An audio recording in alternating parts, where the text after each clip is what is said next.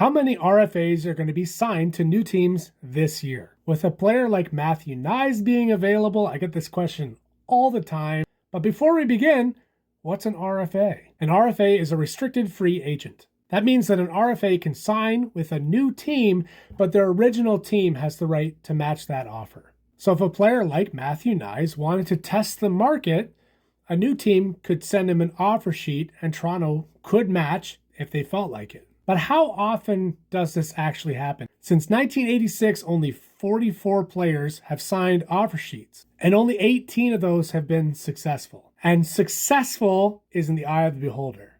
Because if you choose to sign an RFA to an offer sheet and the original team chooses not to match it, you're going to have to pay them in draft compensation.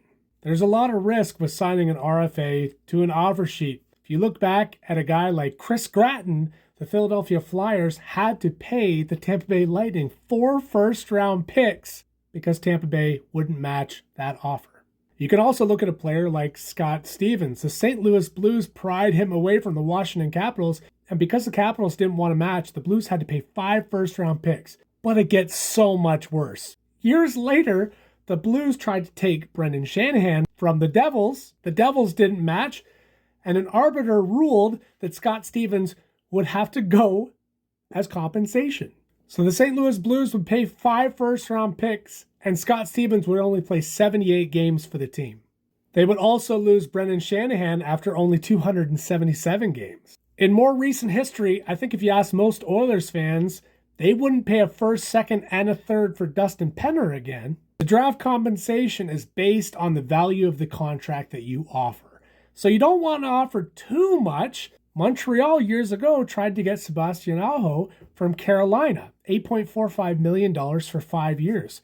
Great contract for Montreal. The problem is that was a no-brainer for Carolina to match because now you're getting him at a massive discount. On the other hand, years later, Carolina would go after Jesperi Kotkaniemi, $6.1 million.